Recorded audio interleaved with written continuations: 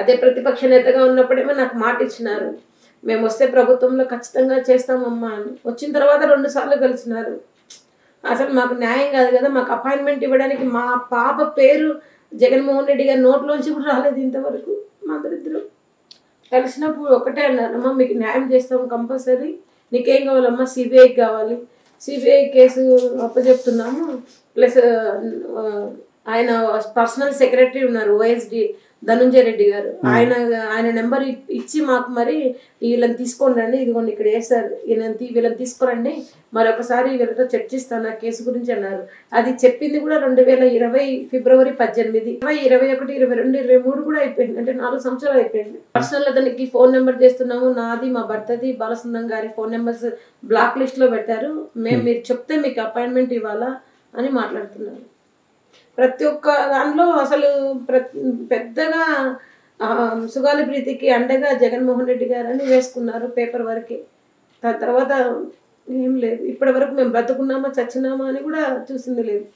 ఇంకా దౌర్భాగ్యం ఏమంటే జిల్లాకు ప్రతిసారి ఎప్పుడు వచ్చినా కూడా మమ్మల్ని హౌస్ అరెస్ట్ చేస్తారు. ఈ రోజు కూడా మమ్మల్ని హౌస్ అరెస్ట్ చేశారు. ఈ రోజు ఆయన కృష్ణగిరికి వచ్చారు జగన్మోహన్ రెడ్డి గారు. నేను పోయిన సిచ్యువేషన్, ఆయన కలిసిన సిచ్యువేషన్ అంటే ఓడిపోయి ఒక చాలా బాధల్లో ఉన్నప్పుడు నేను చెప్పిన బాధ. యాక్చువల్గా ఆయన ప్లేస్లో ఇంకో వేరే ఎవరున్నా కూడా నేను ఓడిపోయినమ్మా, నేనేం చేయగలను, ఒకవేళ వస్తే చూస్తాంలేమ్మా అని చెప్పి పంపించేవారు. కానీ అలా చేయలేదు ఆయన.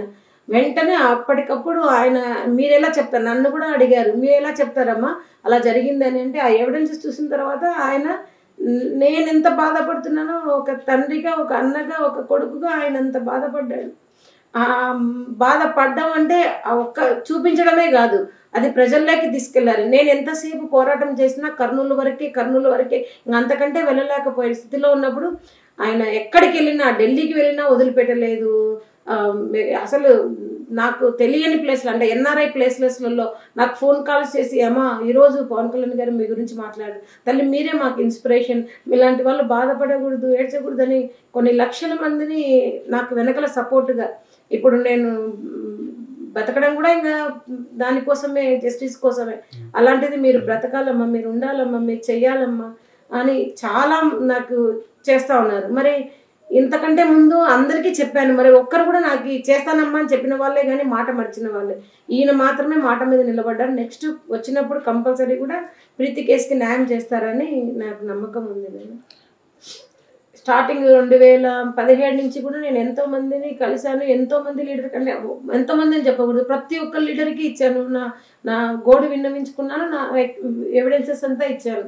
కానీ మరి పవన్ కళ్యాణ్ గారు ఒక్కరే ఎందుకు నిలబడ్డారో, మరి ఆయన ఒక్కరే బలంగా ఇప్పటి వరకు 2019 నేను కలిసిన రోజు నుంచి మొన్నటి మీటింగ్లో కూడా ఏం చెప్పారంటే, సుగాలి ప్రీతి ఫస్ట్ సంతకం, మేము ప్రభుత్వంలోకి వస్తే ఫస్ట్ సంతకం సుగాలి ప్రీతి కేసు మీదనే అన్నారు. ఎందుకంటే ఆడపిల్లల మీద జరుగుతున్న అఘాయిత్యాలు అలాంటివి. ఇంకొకటి చాలా వరకు మా దురదృష్టం ఏమంటే అమ్మాయిల మీద జరిగింది, అమ్మాయిలమే బయట పెట్టుకోలేని స్థితి ఇప్పుడు ఉంది. అలాంటప్పుడు ఒక వికలాంగురాలు బయటికి వచ్చి తన పిల్లలకు జరిగిన అన్యాయాన్ని వివరిస్తుంది అనేది కూడా ఆయనకు మాత్రమే వినిపించింది. మరి ఏ ఉన్నతాధికారులకు కానీ, ఏ నాయకులకు కానీ, ఏ సీఎంలకు కానీ వినిపించలేదు నా గోడు. కాబట్టి మేము నిజంగా ఇప్పటి వరకు ఈ రోజు వరకు కూడా కేసులో ఇంకా ముందుకు వెళ్తా ఉన్నాము, మేము స్థిరంగా నిలబడ్డాము అంటే అది పవన్ కళ్యాణ్ గారి అని చెప్పాలి. పవన్ కళ్యాణ్ గారు వెంటున్న వాళ్ళ సిద్ధాంతాలు వెన్నంటి పాటిస్తున్న జన సైనికులు, అర్ధరాత్రి అయినా కూడా అపరాత్రి అయినా కూడా మాకు వెన్నంటి ఉంది లక్షలాది మంది. మేము మీ కొడుకులు లాంటి వాళ్ళం, మీ తమ్ముళ్ళు లాంటి వాళ్ళం, పాప చనిపోయిన పాపకు మేము తోడుంటామని జస్టిస్ ఫర్ సుగాలి ప్రీతి దాని మీద మాకు సపోర్ట్గా ఉన్నారు.